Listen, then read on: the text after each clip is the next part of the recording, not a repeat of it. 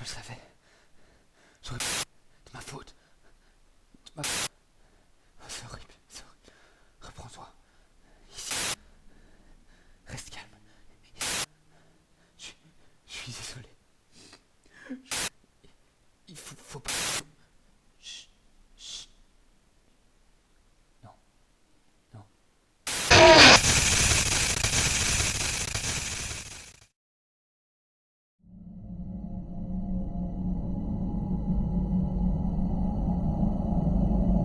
Bouh. Salut à vous, bande d'anecdotovores, et bienvenue dans cet épisode un peu particulier. Voyez-vous, en cette nuit du 31 octobre, la barrière entre le monde des vivants et celui des morts diminue considérablement, et les anecdotes n'échappent pas à cette règle. Je serai votre unique guide. Dans cet épisode, je vais vous parler d'anecdotes touchant au paranormal, aux films d'horreur, à l'étrange en général. Mais je vais vous confier quelque chose. J'ai pas pris beaucoup de temps pour chercher ces anecdotes, car je les ai lues dans un vieux livre que j'ai trouvé dans les affaires de mon grand-père, grand fan d'anecdotes un peu particulières.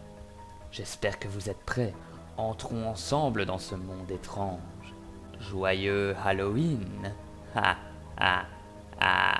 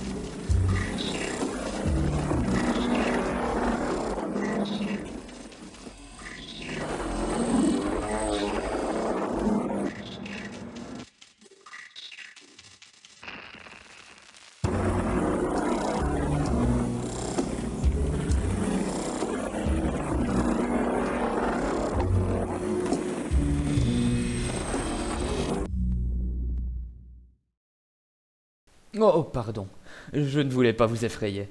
Et encore moins les saménophobes. Halloween est déjà effrayant pour certains, mais les personnes souffrant de la saménophobie en ont une peur panique. J'avoue, cette phobie n'est pas vraiment hors du commun, mais l'origine de son nom reste très intéressante. Elle remonte à l'époque celtique et renvoie à une fête religieuse portant le nom de Samhain. À cette époque, l'année était décomposée en deux saisons. La saison claire, correspondant au printemps et à l'été, et la saison sombre, correspondant à l'automne et à l'hiver, et débutant par Samhain, le 31 octobre. Cette date provoquait déjà des sueurs froides aux Celtes apparemment. Entrons maintenant réellement dans le vif du sujet. Beaucoup de films d'horreur parlent d'une cabane perdue dans les bois et dans laquelle se passent des choses étranges. Mais le film de référence pour ce type de scénario reste Evil Dead de Sam Raimi. Cette cabane a réellement existé dans le Tennessee, et le film a intégralement été tourné à l'intérieur et dans les bois des environs. Vous aurez remarqué que je parle au passé, car après le tournage, la cabane a brûlé mystérieusement. Personne ne sait ce qui s'est passé. Pourtant, peu de temps après, Sam Raimi lui-même a avoué avoir mis le feu délibérément à la cabane. Mais il n'a pas expliqué la raison de cet acte. Peut-être voulait-il simplement éliminer les choses se trouvant dans cet endroit ? Énormément de gens ont peur des poupées ou des marionnettes de ventriloque. Au cinéma, le meilleur illustrateur de cette peur reste Chucky, qui lui-même a été inspiré d'une véritable poupée, Robert. Il s'agit d'une histoire assez populaire, mais que je trouve néanmoins intrigante. L'histoire se déroule en Floride en 1896. Thomas Soto emménage dans les beaux quartiers avec sa femme et son fils, Robert Eugène. Thomas est médecin et se montre toujours sévère envers ses domestiques. L'un des domestiques, un jour, offre une poupée au petit Robert, âgé de 6 ans. Ce même domestique fut licencié peu de temps après, car il fut pris en train de pratiquer des incantations vaudou. Après cela, le frisson. Donc, après cela, Robert et sa poupée devinrent inséparables, si bien que le jeune garçon décida de l'appeler par son propre prénom, Robert. Un jour, le petit Robert demanda à sa mère de l'appeler par son second prénom, Robert étant devenu le prénom de la poupée. Des événements étranges commencèrent à se produire. Eugène faisait parler Robert avec une voix aussi rauque que celle d'un adulte. Un soir, un grand vacarme se fit entendre dans la chambre d'Eugène. Lorsque ses parents y entrèrent, tout était ravagé et Eugène s'écria « C'est Robert !» Ensuite, les voisins apercevaient la poupée se déplacer, de fenêtre en fenêtre. Les parents décidèrent d'enfermer la poupée dans une boîte au grenier. Après le décès des parents, Eugène retourna dans la maison avec sa femme, retrouva Robert, tomba malade et mourut peu de temps après. Chaque famille entrant en contact avec Robert vécurent des événements étranges. Robert est aujourd'hui en exposition dans un musée, où il ne pourra plus causer de tort. Enchaînons sur une autre histoire connue, le cas du poltergeist d'Enfield. Cette histoire a été quelque peu oubliée avant d'être remise au goût du jour par le film Conjuring 2. Mais voici la véritable histoire. En 1977, la famille Harper habitait dans une petite maison de la banlieue nord de Londres. Un soir, les enfants appelèrent leur mère en disant que leur lit bougeait. Des coups se firent également entendre venant des murs. La commode se mit à se déplacer toute seule.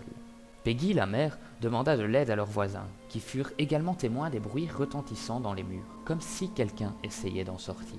Peggy appela la police, qui fut témoin du déplacement soudain d'une chaise. Quelques jours plus tard, le comportement de Janet, sa fille de 11 ans, changea, devenant plus agressif et commençant à parler d'une voix rauque. Des enquêteurs furent mis sur l'affaire et surent prendre quelques photos d'événements déroulants.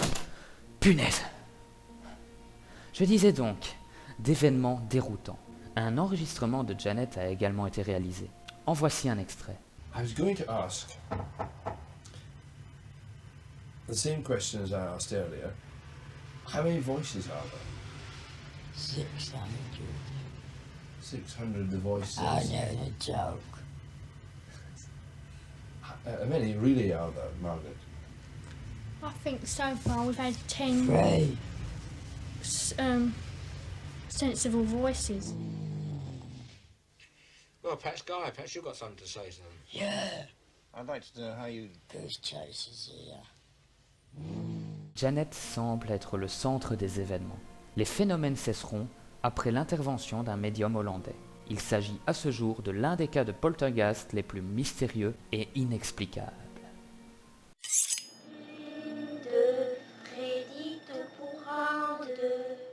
Tout bon mordu de film d'horreur aura reconnu cette comptine, tirée du film Les Griffes de la Nuit de Wes Craven. Ce film a remis au goût du jour le mythe du croque-mitaine et a créé l'un des méchants les plus iconiques du cinéma d'horreur.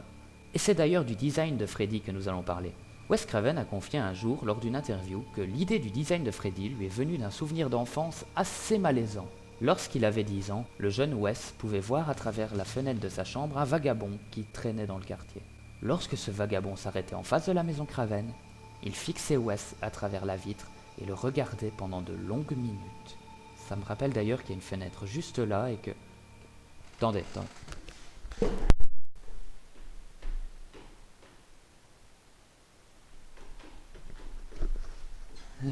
Le malaise. Il y avait... Peu importe, je m'éloigne. Faudra couper ça. Donc, il le fixait. Voilà comment l'apparence de Freddy est née. Intriguant. De nos jours, tout le monde connaît les creepypastas. Jeff the Killer, Laughing Jack, Smile.exe et autres musiques de l'avant-ville sont connues de tous les internautes. Il y a cependant une légende classée comme creepypasta qui n'en est pas vraiment une. La légende du Mothman. Il s'agirait d'une créature humanoïde brunâtre avec des ailes et des yeux rouges flamboyants. Elle apparaîtrait avant de graves catastrophes. Le premier témoignage sur le Mothman remonte au 12 novembre 1966. 5 personnes préparant une tombe furent surpris de voir une forme étrange voler au-dessus de leur tête. D'autres témoignages suivèrent celui-ci, tous rapportant les caractéristiques de la créature dans la même zone, Point Pleasant, en Virginie. Le 15 décembre 1967, l'autoroute 35 reliant Point Pleasant et Canoga s'effondre et tue 46 personnes. La créature aurait donc annoncé la catastrophe. Ce mythe fait partie intégrante de l'histoire de Point Pleasant, mais aurait été vu près d'autres lieux de catastrophe, notamment le 11 septembre 2001. Fake ou pas, cela reste intriguant. Tendez toujours l'oreille, peut-être entendrez-vous le battement de ses ailes. Si c'est le cas, fuyez. Si vous n'avez pas froid aux yeux et que vous passez à Juneau en Alaska, prenez donc une chambre dans cet hôtel. L'hôtel Alaska fut construit en 1913 par les frères McCloskey et l'entrepreneur Jules Caro. Lorsque l'hôtel ouvrit ses portes, une femme prit une chambre et fut obligée de se prostituer pour subvenir à ses besoins. Son mari étant parti dans les collines minières depuis 3 semaines.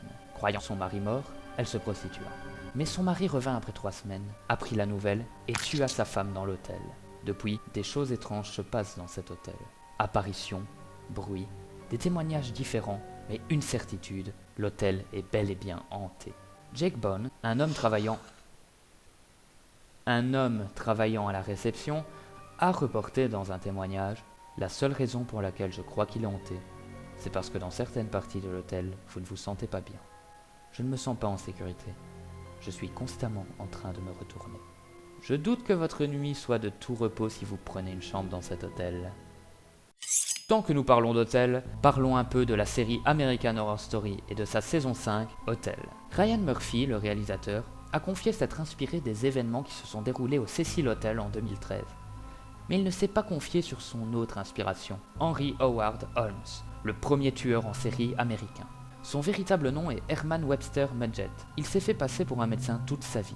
En 1893 a lieu l'exposition universelle à Chicago. Quelques mois avant le début de l'événement, Holmes se fait construire un hôtel flambant neuf pour accueillir les touristes. De l'extérieur, c'est un bâtiment comme les autres. À l'intérieur, des escaliers qui ne mènent nulle part, des pièces secrètes, des passages secrets.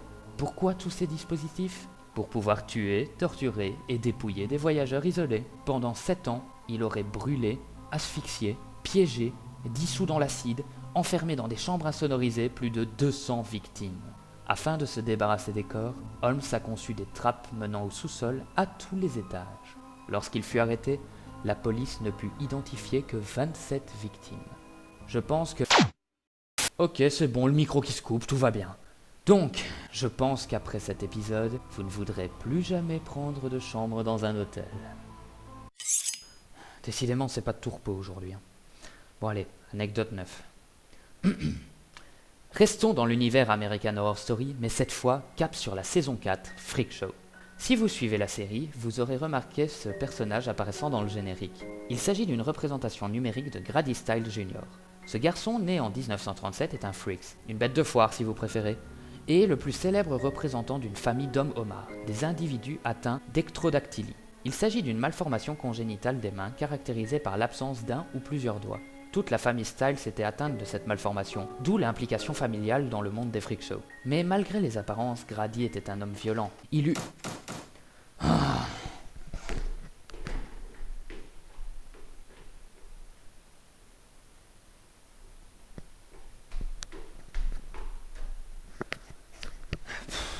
Encore une blague sûrement. Bon. Il eut 4 enfants, et lorsque sa fille aînée voulut se fiancer, Grady n'accepta pas et tua le dit fiancé. Il échappa cependant à la prison, car les prisons d'État n'étaient pas conformes aux besoins que nécessitent les particularités physiques de Grady Jr. Il finira par se faire assassiner le 29 novembre 1992 par un voisin engagé par un de ses beaux-fils pour se venger des maltraitances qu'il faisait subir à ses propres enfants. Comme quoi, la violence peut même toucher les personnes exceptionnelles. Parler d'exorcisme est toujours délicat. Cas de démence ou œuvre du démon, nous ne le savons pas. Et le cas dont je vais vous parler ne va pas éclairer la question.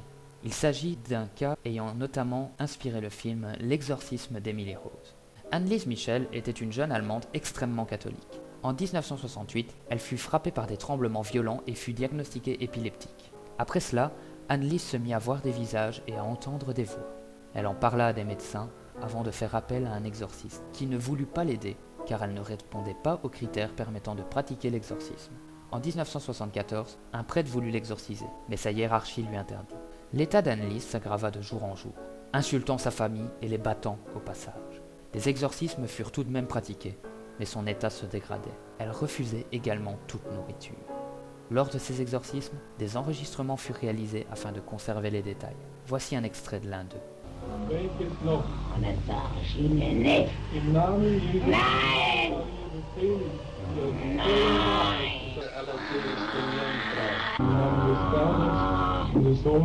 Ja, deshalb noch ohne dich!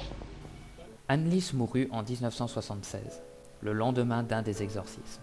Une enquête fut ouverte. Les parents d'Anneliese et les 2 prêtres furent inculpés de négligence ayant entraîné la mort, et Anneliese fut diagnostiquée psychotique. Cette affaire laisse planer le doute sur les causes réelles des possessions. Pourtant, le pape François a affirmé lui-même croire en Satan et a très certainement déjà exorcisé certaines personnes. Et nous voici donc à...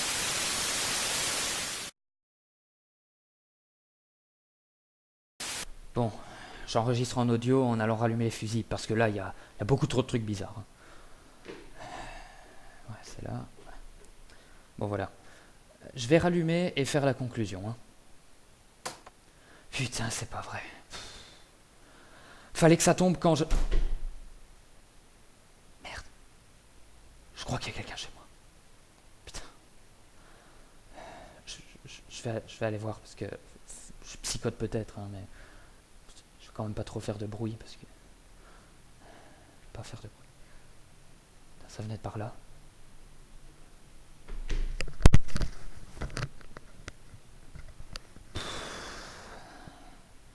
J'ai besoin de repos, hein. J'imagine encore des trucs. Bon. Je vais faire la conclusion parce que là... Putain. T'as écouté. Il y a la boîte à musique de mon bureau à terre dans le couloir. Putain, je flippe là. Putain. Oh, je flippe. Bon. Bon, voilà. Il faut que j'aille... Oh putain! Vite, vite, vite, vite, vite, vite, vite, vite, vite! Je le savais. J'aurais pas dû lire ce foutu bouquin. De ma faute. De ma faute, ils vous trouveront. Oh, c'est horrible, c'est horrible. Reprends-toi. Ici, ils te trouveront pas. Reste calme. Et surtout silencieux. Je suis désolé. Je vous ai mis en danger. Il faut pas que vous regardiez ça. Sinon ils vont... Chut, chut. Non. Non. Non, saloperie, dégage!